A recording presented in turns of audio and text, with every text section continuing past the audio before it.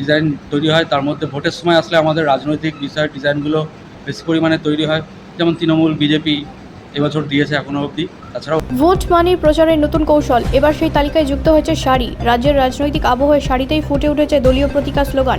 আর এই কাজেই নতুন করে প্রাণ পাচ্ছে নদিয়া শান্তিপুরের ঐতিহ্যবাহী তাঁতশিল্প।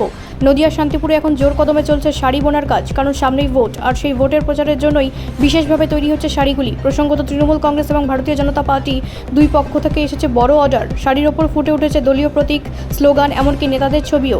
তাঁতশিল্পীদের দাবি ভোট এলেই এমন বরাত আসে, তবে এবারের অর্ডার কিছুটা বেশি, ফলে বাড়তি লাভের আশায় দিনরাত কাজ করে চলেছেন তারা। সব মিলিয়ে ভোটের আবহে আবার চাঙ্গা শান্তিপুরের তাঁতশিল্প। এখন দেখার এই রাজনৈতিক শাড়ি কতটা প্রভাব ফেলতে পারে ভোটের ময়দানে। বিভিন্ন রাজনৈতিক দলের প্রচার, মিটিং, মিছিলে মহিলাদের এই শাড়ি পরে যোগদান করাতে ব্যস্ত থাকে রাজনৈতিক দলের নেতারা। একদিকে যেমন গ্রামের ফুল, অন্যদিকে প্রচারের একটি মুখ দলীয় প্রতীক ও স্লোগান দেওয়া শান্তিপুরের এই শাড়ি।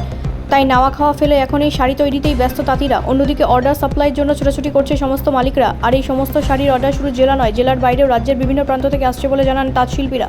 সারা বছর খুব একটা চাহিদা না থাকলেও ভোটের বাজারে এই শাড়ির চাহিদায় নতুন করে প্রাণ ফিরে পেয়েছেন শান্তিপুরের তাঁতশিল্পীরা।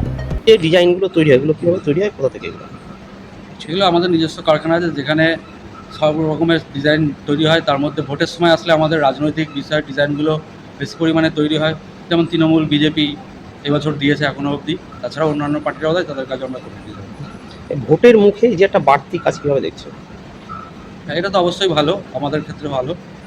আর এতে প্রচুর প্রিন্টিংও হয়, তাতে প্রচুর শাড়ি সেল হয়, এটা খুব ভালো কাজ। এই পুজোর সময় তো সারা বছর তো পুজোর দিকে তাকিয়ে থাকেন, এই ব্যবসাটা পুজোর উপরেই নির্ভর করে। মধ্যেখানে দাঁড়িয়ে ভোট উৎসবের মধ্যে দিয়ে এই যে একটা কাজ, আবার এক্সট্রা একটা ইনকামের তো জায়গা।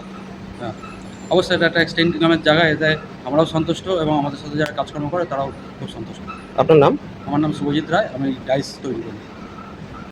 তো এখানে তাঁতিরা বলছে যে তাদের ভোটের সামনে এই ধরনের অর্ডারগুলো তারা পায়, তারা খুব খুশি। কি বলবেন এই বিষয়ে?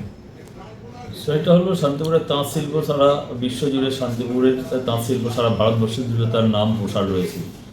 এবং ভোটের আগে স্বাভাবিকভাবে তন্তুশিল্পীরা একটু উজ্জীবিত, কারণ তাদের আরও সমস্ত দলের তরফ থেকে তাদের কাছে যে আপনাদের মাধ্যম দিতে পারছি, তারা যে নতুন করে কিছু বরাত পাচ্ছে, তাতে তাদের বিভিন্ন শিল্প ভাবনা এবং শান্তিপুরের তাঁত শিল্পটাকে তারা তুলে ধরার যে চেষ্টা করছে, এটা ভালো উদ্যোগ। এটা নিশ্চিতভাবেই শান্তিপুরের তন্তুশিল্প উজ্জীবিত হবে।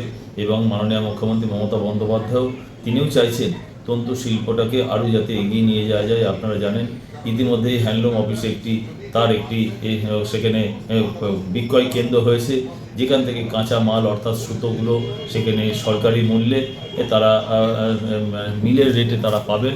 স্বাভাবিকভাবে এই কাঁচা মালগুলো পেলে তন্তুশিল্পীরা অনেক ভীষণভাবে উপকৃত হবে। সরকারও এগিয়ে আসছেন, সাধারণ মানুষও এগিয়ে আসুক। তন্তুশিল্পটা শান্তিপুরের প্রধান শিল্প, সেই শিল্পটা যাতে পুনরায় আবার আগের অবস্থানে গরিমায় ফিরে আসে, আমরা সকলেই নিশ্চিতভাবে সেটার আশাতেই থাকব। শান্তিপুরের তাঁত শিল্পের পরিস্থিতি আপনি জানেন খুব খারাপ, কিন্তু ভোটের আগেই তাঁতিরা নতুন করে বরাত পেয়েছে তৃণমূল এবং বিজেপির প্রতীকের ছবি দিয়ে, এবং তাদের যে সমস্ত উন্নয়নের প্রতীক দিয়ে কাপড়ে প্রিন্ট হচ্ছে। কি বলবেন এই বিষয়ে? তাঁত শিল্পটা তো ধ্বংস হয়ে গেছে, এটা নিয়ে নতুন করে কী বলবো। এখন এই কয়েকদিনের জন্য তাঁতিরা একটুখানি স্বস্তির নিঃশ্বাস ফেলতে পারবে, কারণ এইগুলো দলীয় প্রতীক দিয়ে এই বরাদ্দ কত দিনের জন্য, তো নির্বাচন পর্যন্ত শুধুমাত্র।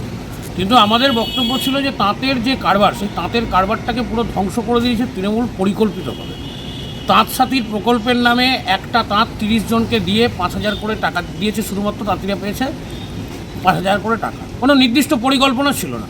একটা তাঁত সাথী প্রকল্প, যেটা আমাদের কেন্দ্রের মন্ত্রী এসেছিলেন, কেন্দ্রীয় সরকারের সম্মানীয় গিরিরাজ সিংজি, তিনি এসে যেমন বলেছেন যে একটা সুনির্দিষ্ট পরিকল্পনা থাকবে, যে পরিকল্পনার মধ্যে দিয়ে ধ্বংস হয়ে যাওয়া শান্তিপুরের তাঁত শিল্পের উন্নয়ন হবে এবং তাঁতিদের একটা পার্মানেন্ট বড় টাকা রোজগার করবার ব্যবস্থা করতে হবে। এটা হচ্ছে সরকারের সদিচ্ছার প্রশ্ন।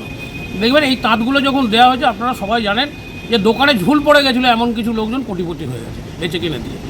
তো এটা নিয়ে তাঁতিদের কোনো উপকার হয়নি। 84,000 বলুন আপনি তাঁতের জন্য ফর্ম জমা পড়লো, 84,000 ফর্ম কোথায় গেল? সরকারের সদিচ্ছা থাকলে, সেই তাঁতিদেরকে সাহায্য করবার মানসিকতা থাকলে ওই 84,000 তাঁতি কোনো না কোনো পরিকল্পনা তারা করতো বা তারা কিছু অর্থ পেতেন। কেন্দ্রের সরকার টাকা দিয়ে দিয়েছে, কিন্তু তাঁতিরা এসে পৌঁছচ্ছে না। সেই কারণে আমরা বারবার বলছি, আপনাদের মাধ্যমে বলছি যে সরকারটার পরিবর্তন করা প্রয়োজন। প্রকৃত অর্থে যদি বাংলায় পরিবর্তন করতে হয় তাহলে ডবল ইঞ্জিনের সরকার প্রতিষ্ঠা করতে হবে। আমরা আশাবাদী এবারের নির্বাচনে আমরা একক সংখ্যাগরিষ্ঠ দল হিসাবে সরকার তৈরি করতে পারব। তো ভোট আসলে কি তাঁতিরা বরাত পাবে, তাছাড়া সারা বছর পাবে না?